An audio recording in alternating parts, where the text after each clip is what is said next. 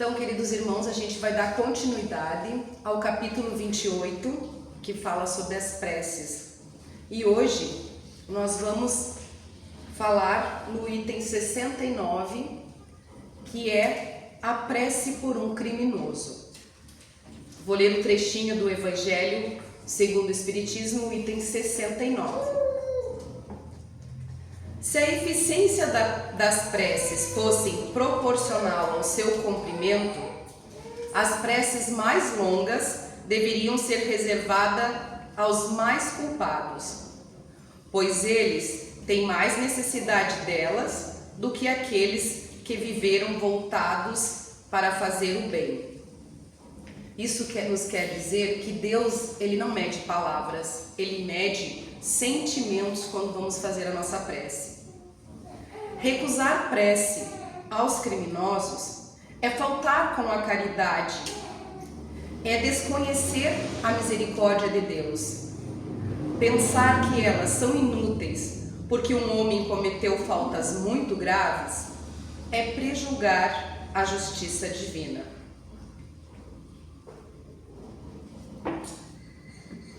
Contextualizando o que a gente ouviu agora no Evangelho, convido-os a imaginar uma situação em que uma pessoa cometa um erro muito grave, um erro que cause sofrimento, dor, talvez até revolta em muitas pessoas. Quando ouvimos falar de algo assim, geralmente o primeiro sentimento que surge é a indignação. Como foi capaz de fazer isso? Pensamos na justiça, na punição, na responsabilidade daquele que errou. Mas o Evangelho nos traz uma pergunta silenciosa e profunda. E depois do erro, o que acontecerá com aquele espírito? Será que ele está condenado para sempre?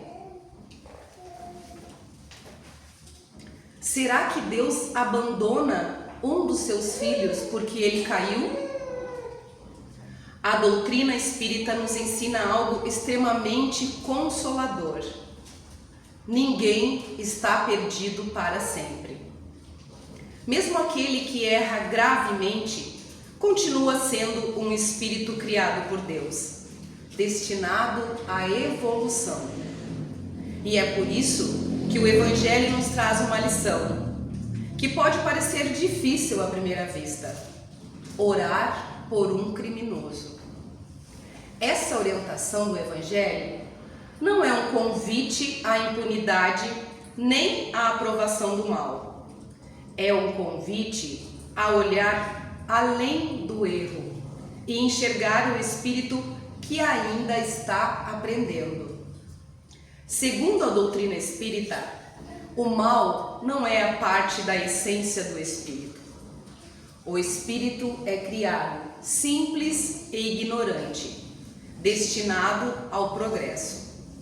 O erro surge principalmente da ignorância espiritual, do orgulho, do egoísmo e dos impulsos ainda não educados.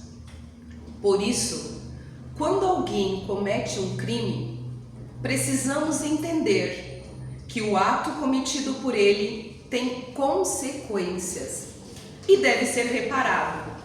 Seu erro não pode ser ignorado. Ele traz consequências, porque existe a lei da causa e efeito. Isso significa que a pessoa precisará assumir a responsabilidade pelo que fez, enfrentar as consequências dos seus atos, reparar, quando possível, o mal causado. E essa reparação pode acontecer ainda na vida atual, através do arrependimento e mudança de atitudes, ou em experiências futuras, em outras reencarnações. E isso é muito difícil. Por isso, a importância de ajudarmos esses irmãos, pois as preces e boas vibrações enviadas pelos encarnados influenciam positivamente o espírito desencarnado, estimulando-o ao caminho de arrependimento e de transformação. O Espiritismo nos ensina também que o espírito não se resume ao erro que cometeu e nos orienta a orar por esses criminosos, sejam eles encarnados ou desencarnados, pois Kardec nos alerta que recusar preces aos criminosos é faltar com a caridade e desconhecer a misericórdia divina. É esquecermos que a caridade verdadeira é um dos ensinamentos mais sublimes de Deus, que Deus forneceu ao mundo através de seu Filho Jesus. Mesmo alguém que fez algo muito grave, continua sendo um espírito em evolução. Alguém que pode aprender com um erro, alguém capaz de arrependimento e mudança. Isso quer dizer que ninguém está condenado para sempre ao mal. A justiça humana cuida da sociedade, mas a justiça divina trabalha a transformação da alma. O Evangelho de hoje nos orienta a realizarmos prece dirigida a Deus, pedindo auxílio para aquele que cometeu um crime. A ideia central da oração é pedir que Deus tenha misericórdia daquele espírito, que ajude-o a compreender o mal que fez, que desperte nele o arrependimento. Esse pedido revela algo muito profundo, que a misericórdia divina não significa ausência de justiça, mas sim oportunidade de regeneração. Muitas vezes o criminoso ainda não percebe plenamente o mal que causou. A consciência pode estar adormecida. Por isso, a prece deve pedir que ele receba a luz espiritual. Porque quando a consciência desperta, nasce o arrependimento. E o arrependimento é o primeiro passo da transformação moral. Quando o espírito começa a perceber o sofrimento que causou, surge um momento muito importante da sua evolução espiritual, o despertar de sua consciência. Esse despertar pode acontecer durante a vida, após a desencarnação ou em experiências futuras. Nesse momento, o espírito compreende que prejudicou alguém, usou mal o seu livre-arbítrio, afastou-se das leis divinas. Então surge o desejo de reparar os seus erros. A doutrina espírita ensina que o progresso moral acontece em 3 etapas. O arrependimento, que é o momento em que o espírito reconhece o seu erro. Ele passa a ter consciência do mal que causou e sente o desejo sincero de mudar. Esse arrependimento pode acontecer ainda durante a vida na Terra ou no mundo espiritual após a morte. Sem arrependimento verdadeiro, não começa o processo de transformação. A expiação é o momento em que o espírito passa por provas ou sofrimentos que ajudam a compreender as consequências dos seus erros. Dificuldades na vida, como situações semelhantes às que causou aos outros. Provas que ensinam humildade, paciência ou compreensão. A expiação ajuda o espírito a refletir e a amadurecer moralmente. Essas experiências não são castigos de Deus, mas oportunidades de aprendizado. E a reparação, por último. A reparação acontece quando o espírito procura fazer o bem para compensar o mal que causou. Ele tenta ajudar quem prejudicou, praticar o bem, agir de forma diferente do passado. É como consertar aquilo que foi quebrado. a prece ajuda exatamente no primeiro passo: despertar o arrependimento sincero. O capítulo 11 do Evangelho, no item 14, nos orienta a perceber os infelizes e os criminosos como criaturas de Deus, para as quais o perdão e a misericórdia serão dados um dia, desde que se arrependam, do mesmo modo que é dado a todos os que cometem faltas contra as leis de Deus. A oração ensinada no item 70 deste capítulo pede que Deus não abandone aquele espírito que errou. Essa parte é extremamente consoladora, porque revela uma verdade fundamental da doutrina espírita. Deus jamais abandona nenhum dos seus filhos. Mesmo o espírito mais endurecido continua sendo acompanhado pela providência divina. Os bons espíritos trabalham constantemente para inspirar nele reflexões, despertar a sua consciência, ajudá-lo no retorno do caminho do bem. Às vezes, esse retorno acontece lentamente, ao longo de muitas experiências ou até mesmo existências. Mas o destino final de todos nós é o progresso e a luz. Quando oramos por alguém que errou gravemente, fizemos um ato de caridade espiritual. Essa oração pode suavizar vibrações de revolta, favorecer a influência dos bons espíritos, ajudar aquele espírito a refletir. E também faz bem a nós mesmos, porque transforma os nossos corações. Pois a oração combate sentimentos de ódio e vingança e nos aproxima da mensagem de Deus, baseada no amor, na misericórdia e na compaixão.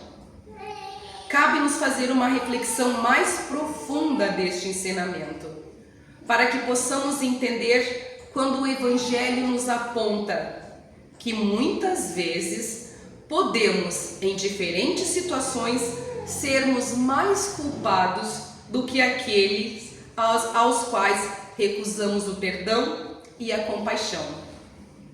Na maioria das vezes, eles não têm consciência da existência de Deus, ao passo que nós temos. É por isso que será pedido menos a eles do que será pedido a nós. Não julguem, meus queridos amigos, porque o critério que usarem para julgar o próximo será ainda mais severamente usado para julgá-los. E todos têm necessidade da indulgência para as faltas que cometem com frequência. Existem muitas ações que são crimes aos olhos de Deus e que o mundo não as considera sequer como faltas leves. Julgar e falar mal das pessoas, indiferença diante do sofrimento alheio, sentir-se superior aos outros, guardar mágoas, mentiras pequenas ou convenientes. Essas atitudes podem parecer normais para a sociedade, mas espiritualmente são faltas, porque ferem o amor, a caridade e o respeito ao próximo. Chico Xavier nos ensinou: ninguém pode voltar atrás e fazer um novo começo, mas qualquer um pode começar agora e fazer um novo fim. Essa frase nos lembra algo essencial, que todos nós estamos em caminhada evolutiva. Alguns erram mais, outros menos. Alguns aprendem mais cedo, outros mais tarde. Mas Deus oferece sempre novas oportunidades de recomeço. Por isso, quando fazemos uma prece por quem errou, estamos afirmando uma verdade profunda do Espiritismo. Nenhum espírito está perdido para sempre. Portanto, queridos irmãos, precisamos entender que a verdadeira caridade, A caridade divina ensinada por Jesus consiste em sermos sempre bondosos para com tudo aquilo que diga respeito ao próximo. Todos podem praticar essa virtude sublime, com muitas criaturas que não precisam esmolas, e sim palavras de amor, de consolo e de encorajamento. Essas palavras poderão conduzir essa criatura ao Senhor. A verdadeira caridade está em socorrer os criminosos com as nossas preces. Não se deve falar de um criminoso. É um miserável, é preciso eliminá-lo da terra. A morte que lhe é imposta é muito branda para uma criatura dessa espécie. Não é assim que devemos falar. O que Jesus, que é o nosso modelo, diria se estivesse junto a um infeliz, um criminoso ao seu lado? Além de lamentar a sua situação e considerá-lo um doente digno de piedade, ainda lhe estenderia a mão. Na verdade, ainda não estamos em condições de fazer o mesmo, mas ao menos podemos orar por ele, dando assistência ao seu espírito, durante o período em que ele ainda deve permanecer na terra. O arrependimento pode tocar seu coração quando oramos com fé. Lembre-se de que tanto o homem de bem quanto o criminoso são nossos próximos. A alma desnorteada e revoltada do criminoso também foi criada por Deus para se aperfeiçoar. Então, ajudem-no a sair da situação ruim e que se encontra, orando por ele. Estão próximos os tempos em que a grande fraternidade reinará na terra.